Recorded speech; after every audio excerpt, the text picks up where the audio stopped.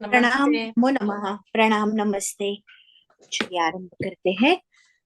हमारा जो सूत्र चल रहा था कर्म प्रवचनीय के अधिकार में अतिरतिक्रमणे च। तो 1483 कर्म प्रवचनीय से हमने आरंभ किया है और 1483 में 1483 ऑनवर्ड सारे कर्म प्रवचनीय संज्ञा करने वाले सूत्र है। और जैसा कि हमने बताया देखा है वो 2.3.1 से अनभिहित के अधिकार में जो विभक्ति पाठ चल रहा है इससे हमें कौन से विभक्ति होती है इसका पता चलता है। तो अभी अतिरति क्रमणे च ये हमें करना है। हाँ, कोई बोल रहे हैं चारुलता माता जी। Page number 205206। ओके। धन्यवाद। 2052। हाँ, चलो तो अति अति अतिरतिक्रमणे मतलब अति ही अतिक्रमणे च। अति शब्द के बारे में बता रहे हैं। अति शब्द की कर्म प्रवचनीय संज्ञा होती है अतिक्रमण अर्थ में या पूजायाम। पूजा अर्थ में अतिक्रमणे सप्तमी है, पूजायाम ये भी सप्तमी है। सॉरी। तो अतिक्रमण क्या होता है? तो अतिक्रमण यहाँ पे अर्थ ऐसा होता है कि उचित से अधिक कार्य करना। उचित वॉट एवर इज रिक्वायर्ड उससे अधिक कार्य करना अथवा कार्य के निष्पन्न हो जाने के बाद भी उसे करते ही रहना। तो यहाँ पे एक फ्रेज निष्पन्ने अपि वस्तुनि क्रिया प्रवृत्ति ही, मतलब निष्पन्न तो हुआ है कार्य की जो फल निष्पत्ति वो हुई है फिर भी वो कर रहे हैं उसको अतिक्रमण कहते हैं। ऐसे में जब अति शब्द की योजना की जाती है तो अति कर्म प्रवचनीय होता है। तो यहाँ पे देखिए कोई पेड़ों को या पौधों को पानी दे रहा है और सफिशिएंट पानी दिया है और फिर भी अपना पानी देने का कार्य कर ही रहा है तो इसके लिए भवता अतिसिक्तम एव। भवता अतिसिक्तम एव, आपके द्वारा कुछ ज्यादा ही मतलब abundantly you have been, it has been abundantly sprinkled by you. तो भवता अतिसिक्तम एव, ऐसी अगर स्थिति हो तो यहाँ पे अति के साथ जी कोई बोल रहा है, यहाँ पे अति की कर्म प्रवचनीय संज्ञा होके उसके साथ सिक्तम, इसके साथ सिक्तम उसकी द्वितीय हो गई। तो एक बार कर्म प्रवचनीय संज्ञा बाद में कर्म प्रवचनीय युक्त द्वितीय से सिक्तम हो गई। ये सिक्तम शब्द कैसे बना थोड़ा रिवाइज करते हैं। जी आवाज आ रही है ना? हाँ हाँ हाँ, आ रहा है। हाँ, तो कैसे बना सिक्तम? सिक्तम सिच धातु है क्या? हाँ, त प्रत्यय हो गया सिच धातु का त प्रत्यय। और त प्रत्यय का हम विभक्ति लगा सकते हैं तो द्वितीय लगाई हमने, है ना? सिक्तम हो गया, सिक्ता, सिक्त, सिक्तम। तो हुआ है क्या? हाँ, अभी देखिए ना, सिच च का क हुआ। हाँ। और हाँ, जुड़ गया बस। जुड़ गया, है ना? हाँ हाँ। ठीक है। तो अति सिक्तम एव भवता तो वो हो गया। अभी दूसरा उन्होंने कहा है च है। तो लास्ट टाइम वेदा जी बताया कि च हो गए तो पूजायाम की अनुवृत्ति आ गई क्योंकि उसके हाँ पहले 1.4.95 सुहु पूजायाम है। तो पूजायाम अर्थ में अगर अति शब्द आया तो उसकी भी कर्म प्रवचनीय संज्ञा होगी। तो हाँ पूजायाम के लिए उन्होंने वाक्य दिया है कृष्ण अतिदेवान, मतलब हाँ। कृष्ण जो भगवान ऐसे है कि वो सारे देवों से अन्य देवों से भी अधिक पूजनीय है, ऐसे वक्ता का कहना है। हाँ, तो अति आ गया। यहाँ पूजायाम अर्थ का अर्थ में वो कह रहा है कि कृष्ण अन्य देवों से भी अधिक पूजनीय है। तो अति के साथ जुड़ा क्या है? देव जुड़ा है। तो अति के साथ देव जुड़ा है कि देवों की देव शब्द की कर्म प्रवचनीय संज्ञा होके कर्म प्रवचनीय युक्ति द्वितीय होके अतिदेवान कृष्ण। वह पर कृष्ण इसमें अति। क्रियापदम क्या बनेगा? अति भवता अति सिक्तम एव हाँ। क्रियते, ऐसा कुछ बनेगा क्या? नहीं, ये हो गया ना, कर्मणि हो गया ना, सो इसलिए ट्रांसलेशन कैसे होगा? It has been abundantly sprinkled, it has been या excessively या sprinkled by you, हाँ ऐसे ना, हाँ, ऐसे। तो मतलब कर्मणि ही हो गया यहाँ पे, इसलिए हम सिक्तम की योजना कर रहे हैं यहाँ पे। वो तो ठीक है, सिक्तमेव भवता अति, ये एक वाक्य नहीं बना ना, वाक्य में क्रियापदम तो होना चाहिए ना। नहीं, सिक्तम का यूज, त प्रत्यय का यूज है, उससे हमारा कार्य तो साथ साध हो रहा है ना। क्या तो कहना त चाहते प्रत्यय का हैं यूज आपने? है, इसका मतलब ओके, इसका मतलब तो अस्थि हाँ, कुछ भी आ सकता है। ओके, कुछ भी आ सकता है, लगाए या न लगाए, या हमें सिर्फ बोलता है sprinkled, excessively sprinkled, correct correct, abundantly sprinkled by you, या इतना ही है ना। तो अभी यहाँ पे भी देखिए कृष्ण, अभी यहाँ पे देखिए, यहाँ पे अगर क्रियापद की बात करें तो क्या हो सकता है? कृष्ण अतिदेवान अस्ति, हम्म कृष्ण अतिदेवान भवति, कुछ भी लगाइए, करेक्ट है ना। करेक्ट, ठीक है, तो अति हमारा मतलब क्या है? अति के साथ जो शब्द हम जोड़ रहे हैं वो पूजायाम अर्थ में है ना, तो हाँ है। तो किससे अधिक है? देवों से अधिक पूजनीय है, अन्य देवों से अधिक पूजनीय है। ठीक है, तो इसलिए अतिदेव। अभी ये अतिरतिक्रमणे हो गया। आगे का सूत्र 1.4.96 कोई पढ़ेगा?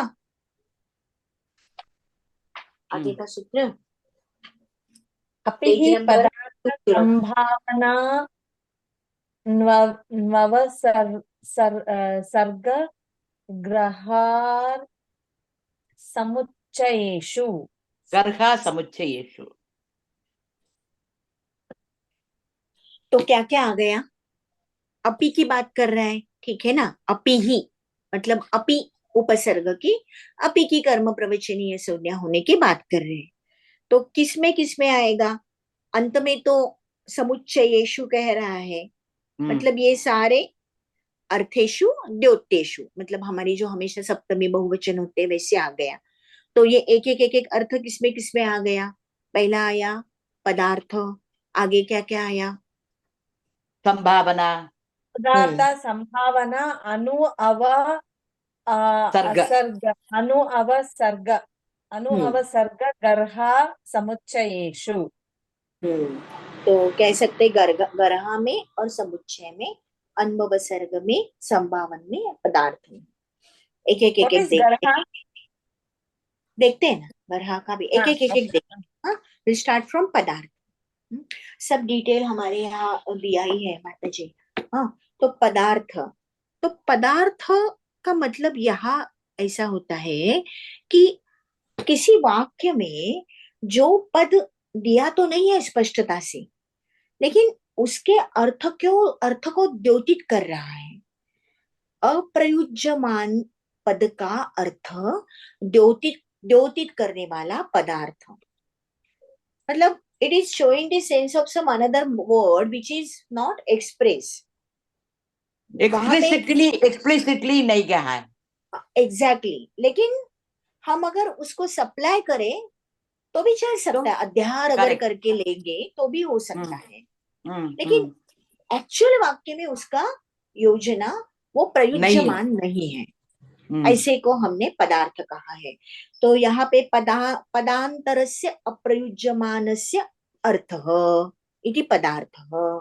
तो अप्रयुज्यमानस्य पदांतस्य अर्थः, ऐसी बात है। तो वाक्य यहाँ पे दिया है सर्पिशः अपि स्यात्, अपि की योजना अपी है है। क्या? अशी, अशी प्रिंट हुआ है, नहीं, अपी होना अपि, चाहिए क्या? अपि है, अपि है, क्योंकि हम अपि की बात कर सर्पिशो रहे हैं। पी स्यात्, पदार्थ का अर्थ जो पद प्रीत की ये नहीं, उसके अर्थ को अपि है वो, सर्पिशोषी, आगे भी सर्पिशोषी लिख रहे हैं वो। नहीं, सर्पिशोषी नहीं, ये अपि है, अच्छा, सर्पिशः अपि स्यात्। तो प्रिंटिंग हाँ मिस्टेक है ये। हाँ हाँ, पी है, पी पी है, करेक्शन करवाया है। हाँ, उस समय सर्पिशः करेक्शन करवाया था, पी है वो, सी नहीं पी है। है, क्योंकि अपि के योजन में हम कह रहे हैं। तो सर्पिशः अपि स्यात्, सर्पिशः अपि स्यात्, मधुनः अपि स्यात्, ये हमने वाक्य पहले देखे थे, सर्पिष और मधु के वाक्य।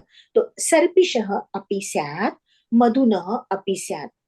तो वाक्य में एक पद नहीं है, लेकिन वो अर्थ, उस पद का अर्थ वाक्य से द्योतित हो रहा है। तो यहाँ पे एक शब्द ऐसा है कि जो प्रयुज्यमान नहीं है, वो शब्द है बिंदु। बिंदु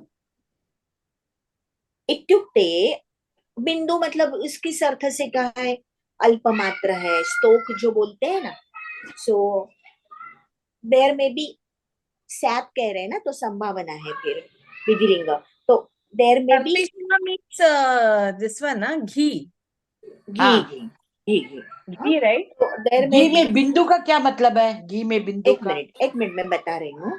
तो वाक्य का मतलब एक्चुअली क्या कहने वाला क्या कहना चाहता है, देयर में भी मतलब संभावना है, तो देयर में भी और परहैप्स कह सकते हैं।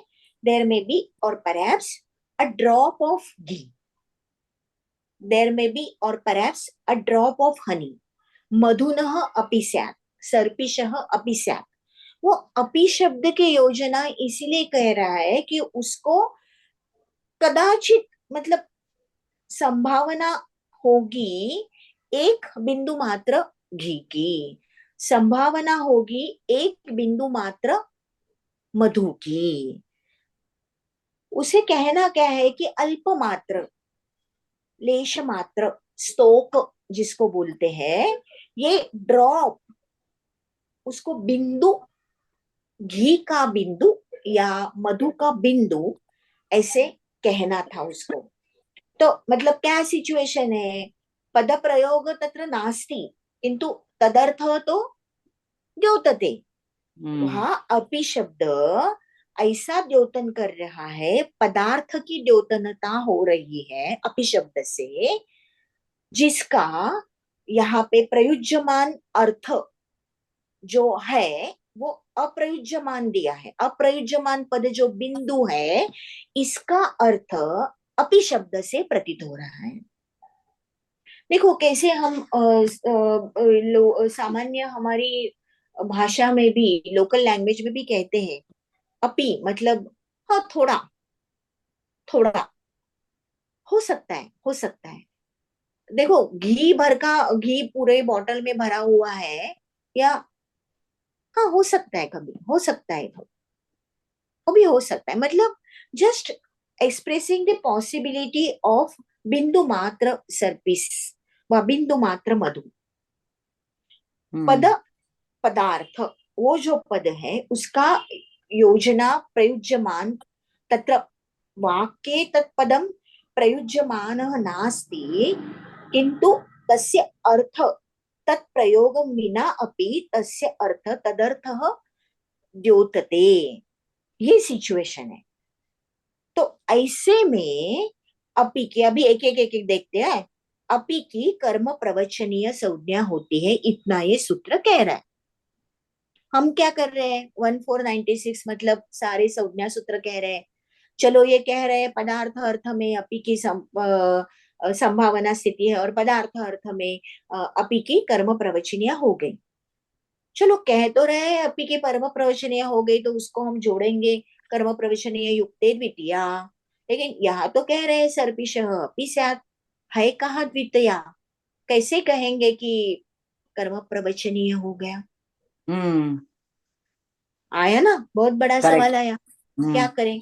सर्पिषः तू कह रहे, सर्पिषः तो हमें मालूम है षष्ठी है, द्वितीया नहीं है, कर्म प्रवचनीय के योग में द्वितीया ही चाहिए। तो यहाँ पे उत्तर है अपि का संबंध किससे है, अपि से हम क्या सूचित कर रहे हैं, बिंदु अपि से है, ना कि सर्पिष से। बिंदु है, सर्पिष से नहीं है। तो अप्रयुज्यमान पदार्थ रूप बिंदु है, वो क्या है, बिंदु किसका बिंदु है, सर्पिस का अवयव है, सर्पिस का बिंदु है। मधु, मधुनः कह रहे हैं, मधुनः बिंदु, बिंदु शब्द द्योतन कर रहा है, किसका अवयव है, घी का, वैसे ही मधु का वो अवयव है। तो अवयव अवयवी संबंध आ गया सर्पिस और बिंदु में। अगर अवयव अवयवी संबंध आ गया तो योगे संबंध से शेषे षष्ठी, षष्ठी है, हमें मालूम है, अवयव अवय संबंध द्योत्ते षष्ठी। तो अभी ये अपी संबंध बिंदु से हो रहा है, अपी से बिंदु का द्योतन हो रहा है। जो अप्रयुज्यमान शब्द बिंदु है उसका द्योतक अपी है, जो बिंदु सर्पिस का अवयव है। तो अवयव अवयवी भावे तत्र षष्ठी शेषे अस्यां स्थितौ सर्पिषः षष्ठ्यांतम पदम भवति। नहीं, मुझे ऐसा समझ में नहीं आया। चिंतन। फिर से देखते हैं। अभी हमने एक वाक्य देखा, सर्पिषः अपि स्यात्, ठीक है वेदा कृपा जी। तो सर्पिषः अपि स्यात्, तो कहने वाला क्या कह रहा है कि बिंदु मात्र सर्पिष वहां है। ऐसे कुछ पूरा कटोरी भर ऐसा नहीं है, बिंदु मात्र, एक अल्प मात्र, स्तोक वगैरह शब्द, लेश मात्र, जो कुछ है उतना सा है, इतना सा है कह रहा है। उसका मतलब वो इतना सा है, बिंदु की बात, बिंदु शब्द अप्रयुज्यमान रख के अपि शब्द से बिंदु शब्द का द्योतन कर रहा है, पदार्थ, ठीक है। अप्रयुज्यमान पद का अर्थ पदार्थ, उसमें वो अपि शब्द यूज करके बिंदु का द्योतन कर रहे हैं। तो चलो अभी ऐसी स्थिति में अपी की कर्म प्रवचनीय संज्ञा हो रही है सूत्र के अनुसार, चलो अच्छा हुआ। लेकिन अभी कर्म प्रवचनीय संज्ञा कर रहे तो हम विभक्ति पाद में जाके ढूंढते हैं कर्म प्रवचनीय युक्ति द्वितीया, कह तो रहे सर्पिषः, सर्पिषः इति षष्ठ्यंतम पदम कृपा जी, तत्र षष्ठी विभक्ति अस्ति। तो अपी की द्वितीया कहाँ गई, अपी के साथ आने वाली, तो कैसे कह रहे हैं कर्म प्रवचनीय, षष्ठी कैसे आ गई। तो उसके बारे में विचार ऐसा किया है, हम अपी जो कह रहे हैं तो हमारे मन में क्या है, किसके बारे में हम अपी कह रहे हैं, बिंदु के बारे में, बिंदु के बारे में कह रहे हैं। तो अपी शब्द बिंदु का द्योतन कर रहा है, अपी शब्द का संबंध बिंदु से है, अपी से अप्रयुज्यमान बिंदु है। और ये बिंदु किसका है किसका बिंदु है, सर्पिश का सर्पिस है। का, घी का बिंदु है या हनी का बिंदु है, मध का बिंदु है तो इसका मतलब सर्पिश और अपी का वैसा डायरेक्टली संबंध नहीं है, सर्पिश और बिंदु का तो संबंध है ही है। कौन सा प्रकार, अवयव अवयवी भाव, क्योंकि ये जो बिंदु है वो सर्पिस का अवयव है ना, सर्पिस का एक भाग वही बिंदु है। तो जहां अवयव अवयवी संबंध आता है वहां हमने देखा है शेषे षष्ठी से षष्ठी होती है। अतः तत्र सर्पिषः, बिंदु तो हमें प्रयुज्यमान करना ही नहीं है क्योंकि अपि शब्द से उसका द्योतन हो रहा है।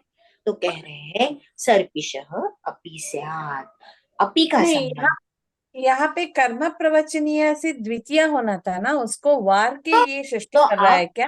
नहीं, बिल्कुल नहीं, कर्म प्रवचनीय संज्ञा से द्वितीय हो जाएगी, बिंदु की हो जाएगी, लेकिन बिंदु हमें अप्रयुज्यमान ही रखना है। पदार्थ नहीं, सूत्र में बिंदु नहीं, सर्पिशः बिंदुम स्यात्, if we take out api, because we are replacing which is not been told, that is bindu. So सर्पिशः बिंदुम स्यात् बनेगा क्या? वो सेंटेंस नहीं, ठीक नहीं है ना। ऐसा ऐसा सेंटेंस नहीं है। देखिए यहाँ पे कैसे है, बिंदु इज केवल तत्र मनसि अस्ति बिंदु विषय, वक्ता किं वक्तुम् इच्छति, बिंदु विषये एव वक्तुम् इच्छति, किन्तु बिंदु इति भागः इति एकः अंश तस्य मनसि अस्ति। यहाँ पूरे पदार्थ में कृपा जी अपि ही पदार्थे, ये अगर पहला भाग हमने देखा तो जो पदार्थ, जो पद का अर्थ वो अप्रयुज्यमान का ही रहेगा, प्रयुज्यमान हमें करना ही नहीं है, हमें बिंदु बोलना ही नहीं है, वक्ता को बिंदु बोलना ही नहीं है, इसीलिए वो अपी कहता है। ये भाषा का एक अलग प्रकार से प्रेजेंटेशन है, बिंदु कह के उसको अप्रयुज्यमान पद को प्रयुज्यमान नहीं करना है। हमने ये तो देखा है कि कभी कभी अप्रयुज्यमान पद के अनुसार भी विभक्ति बनती है, वैसे ही यहाँ अप्रयुज्यमान पद के अनुसार कर्म प्रवचनीय संज्ञा करके कर्म प्रवचनीय युक्ते द्वितीया, अगर वो अप्रयुज्यमान पद प्रयुज्यमान होता तो, जो पद अप्रयुज्यमान के संबंध के अर्थ में है, अवयवी अवयव भाव संबंध से है, उसकी तो अवयव अवयव भाव के कारण से षष्ठी ही होगी। अतः तत्र मधुनः अपि स्यात्, सर्पिशः अपि स्यात्, ऐसा कह रहे हैं, क्योंकि इट इज अंडरस्टूड सर्पिश का बिंदु, सर्पिस का बिंदु व मधु का बिंदु, it is understood, it is just understood, क्योंकि बिंदु अप्रयुज्यमान ही रहना है। अभी अगर आप लाना चाहती हो, समझो अपने अंडरस्टैंड के लिए, तो कर्म प्रवचनीय संज्ञा के अनुसार अपि के साथ बिंदु जोड़ेगा, और चाहे तो बिंदु की द्वितीय कर दो, मगर ये सूत्रार्थ में ये स्पष्ट नहीं हो रहा है, क्योंकि सूत्रार्थ जो है वो अप्रयुज्यमान पद के बारे में ही कह रहा है। लेकिन मन में अगर सोचना है तो द्वितीय होगी, वो बिंदु की होगी, सर्पिश के बिंदु की द्वितीय होगी, मधु के बिंदु की द्वितीय होगी। लेकिन हमें ऐसा वाक्य बनाना नहीं है, क्योंकि अगर हमने ऐसा वाक्य बनाया तो इस सूत्र के अनुसार नहीं होगा। वाक्य बनाने के लिए तो कह सकते हैं द्वितीय यूज करके, लेकिन सूत्र हमें अपि योगे पदार्थे अर्थे द्योते कर्म प्रवचनीय संज्ञा भवति, और पदार्थे मतलब अप्रयुज्यमाने पद के अर्थ में, ऐसा ही अर्थ उसका होता है। तो बेसिकली पदांतर से अप्रयुज्यमानस्य अर्थः पदार्थ, अगर पदार्थ की ये डेफिनेशन हुई तो हमें अप्रयुज्यमान से स्ट्रिक्ट रहना है। लेकिन अगर हमें वाक्य बनाना है तो हम बिंदु की द्वितीय बना के कर सकते हैं। द्वितीय होगी बिंदु की होगी। बिंदु कौन किसका भाग है? घी का भाग है। बिंदु किसका भाग है? हनी का भाग है। ओ 9-4, ओ माय गॉड, चलिए निकलते हैं। हाँ हाँ हरे राम निकलते राम हैं। राम, हरे राम